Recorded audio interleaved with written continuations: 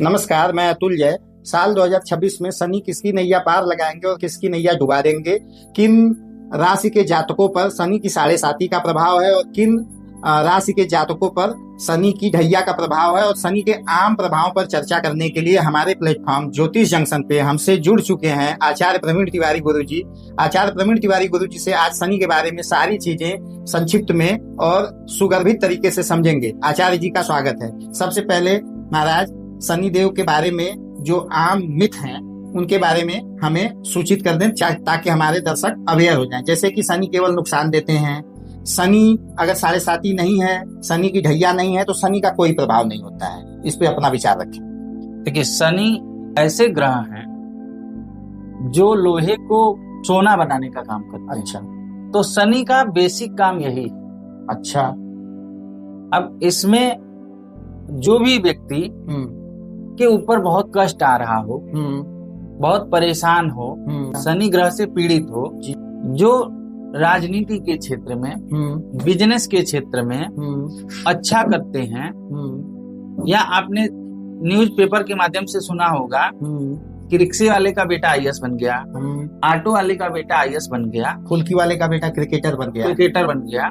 तो इसमें शनि का बहुत बड़ा रोल होता है, जिससे व्यक्ति जीवन में कुछ कर पाता है। ओके। यदि आपके जीवन में संघर्ष आ रहा है और आप अपने जीवन से लड़ रहे हैं, तो आप यह समझ जाइए कि आने वाला समय आपका है। शनि के बारे में मिथक है या सच्चाई है, मिथक कम सच्चाई ज्यादा कहिए, कि जब शनि का प्रकोप होता है किसी व्यक्ति पे, तो व्यक्ति आर्थिक रूप से बहुत ही कमजोर हो जाता है, उसके शत्रु की वृद्धि हो जाती है, चोट चपेट की संभावना बनी रहती है। ये स्थितियां शनि के प्रकोप में देखी जाती है। अब चूंकि आज का इस वीडियो में हम बताने वाले हैं किस राशि पे शनि की 7.5 है सन 2026 में और किस राशि पे ढैया है जी। 7.5 साल का होता है। ओके। जैसा नाम से ही प्रतीत नाम से पता चल रहा है।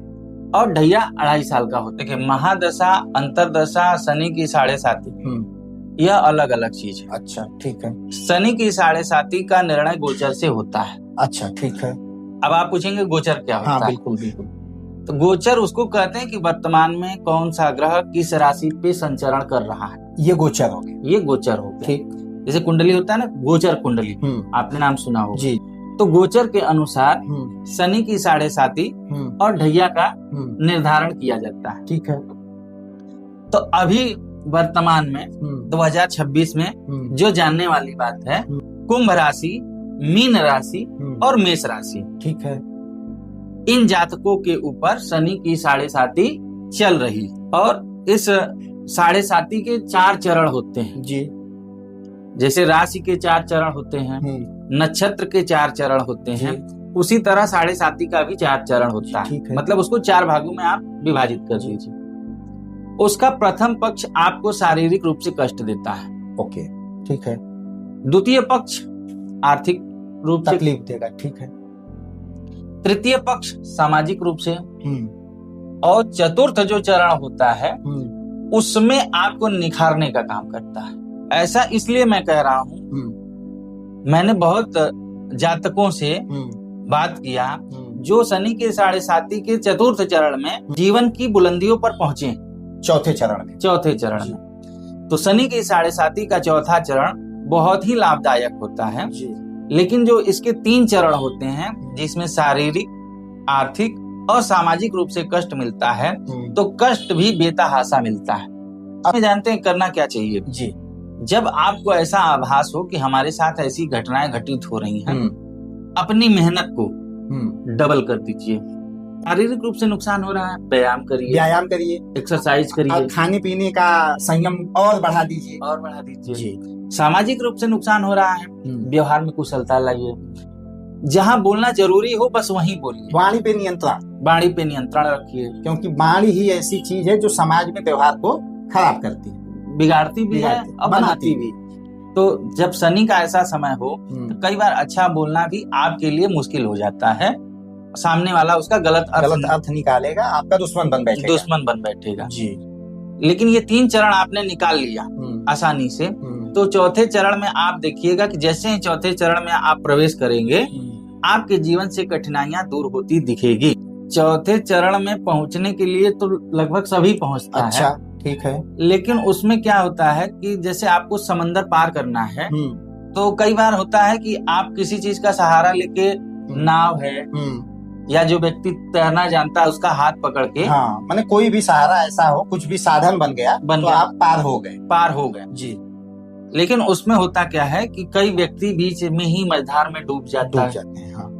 नदी में मगरमच्छ खा गया, तो मगरमच्छ खाने का मतलब क्या कि उसको इतना कष्ट हो गया कि उसने सुसाइड कर लिया, आत्महत्या कर ली, किसी जेल चला गया, अपराधी हो गया, डिप्रेशन में चला गया, ये सारी चीजें। ये आपने अपराधी का जो उदाहरण दिया, वह मैंने देखा है कि जब शनि के तृतीय चरण में जातक पहुंच जाता है, तो ऐसे बहुत ऐसे जातक हैं जो अपराधी बन जाते हैं। 2-2 साल से जेल में बंद हैं लोग, और उनको कोई छुड़ाने वाला नहीं है। क्योंकि कई बार जब शनि की 7.5 के तृतीय चरण में आप पहुंचते हैं, तो आप इतने यूजलेस हो जाते हैं अपने परिवार के लिए कि आपको किसी लायक नहीं समझता। तो ऐसा व्यक्ति जो यूजलेस होता है, उस व्यक्ति का साथ कोई नहीं देता। तो जो लोग 2-2 साल से जेल में बंद हैं, वो अपने आप को इतना यूजलेस बना लिए कि परिवार का कोई भी व्यक्ति सपोर्ट करने के लिए खड़ा नहीं है कि वकील से बात करके उसका बेल कराए। जबकि अब उनका ग्रह गोचर ये कह रहा है कि अगर प्रयास किया जाए तो वो जेल के बाहर भी आएंगे और जीवन में ठीक दिशा में बढ़ भी सकते। अगला सवाल यही रहेगा कि इन 3 चरणों को सर्वाइव कर लेने के जो आपने कुछ तो व्यवहारिक उपाय बताए आपने, स्वास्थ्य के लिए ये करिए, आर्थिक सेहत के लिए ये करिए, सामाजिक सेहत के लिए ये करिए, लेकिन शनि थोड़े शांत रहें, थोड़े स्निग्ध रहें, इसके लिए आप कुछ उपाय बताएं ताकि जातक तीनों चरण सर्वाइव करके किसी तरह से उस पार जाए और चौथे चरण में निकले। देखिए, इसके लिए जब आपको पता चले कि मेरे ऊपर शनि की 7.5 है, इसको व्यवहारिक रूप से मैं आपको समझाता हूँ। कोई अधिकारी आपके खिलाफ है, वो आपका FIR लिखने के पक्ष में है, आपको जेल में भेजने के लिए तैयार बैठा है, तो इसमें सबसे बढ़िया तरीका क्या होता है कि भैया मारो पीटो, चाहे FIR करो, चाहे जेल में डालो, हम तुम्हारे शरणागति हैं। अच्छा। कहने का भाव मेरा यह है कि शनि देवता से रोज आराधना करें, प्रार्थना करें, नियम पूर्वक दिया जलाएं, पीपल वृक्ष की परिक्रमा करें, शनिवार को मीठा वस्तु दान करें। शनिवार को मीठी वस्तु दान करने से भी शनि का पीड़ा कम होता है। किसी मजदूर वर्ग को, गरीब को, लाचार को हमारे मन वचन कर्म से ठेस पहुंचता है और हम 7.5 के चक्र में हैं, तो वह व्यक्ति को बर्बाद होने से कोई नहीं रोक सकता है। लोग कहते हैं हनुमान जी की शरण में जाने से, जी, हनुमान जी की शरण में जाने से उसकी पीड़ा कम होती है, उसका प्रकोप कम होता है। इसमें क्या, जो हमने आपको बताया शनिवार को मीठा वस्तु दान करिए, इसके साथ जो मजदूर वर्ग होता है, जिसके पास जूता नहीं हो, चप्पल नहीं हो, ठंड में पहनने के लिए स्वेटर न हो, कंबल न हो, ऐसे व्यक्ति को दान शनिवार को किया जाए तो शनि बहुत तेज गति से आपके पक्ष में आते हैं। इसमें एक चीज और साफ कर देना चाहते हैं, कोई भी दान यह आवश्यक नहीं है कि आप ब्राह्मण को ही दें। आप कोई वस्तु दान करें और दान की हुई वस्तु का उपयोग हो तो दान का फल मिलेगा, 100% मिलता है। जी, दान का फल कब प्राप्त नहीं होता है? अब जैसे आप कहीं पे तिल दान करें या तेल दान करें या जूता दान करें, जहाँ पहले से हजारों पड़े हुए, आपका एक तो और 1001 पड़ जाएगा। इसीलिए जरूरतमंद व्यक्ति को ही दान करना चाहिए। इसमें इसलिए हमने कहा कि किसी भी व्यक्ति को दान किया जा सकता है जो जरूरतमंद हो। अब जो भी बड़े बड़े दानदाता हुए, उन्होंने कोई दान के लिए कुआं खुदवाया या मंदिर बनवाया या हॉस्पिटल बनवाया, उसमें कभी जाति देख के कोई सेवा नहीं हो, कोई इलाज ऐसा तो है नहीं कि स्पेसिफिक जाति धर्म को मिल रहा है, तो वह उसमें जाके पढ़ सकता है, अपना इलाज करवा सकता है, उसमें कोई जात पात का बंधन नहीं है। तो दान के साथ ऐसा बिल्कुल नहीं। जी।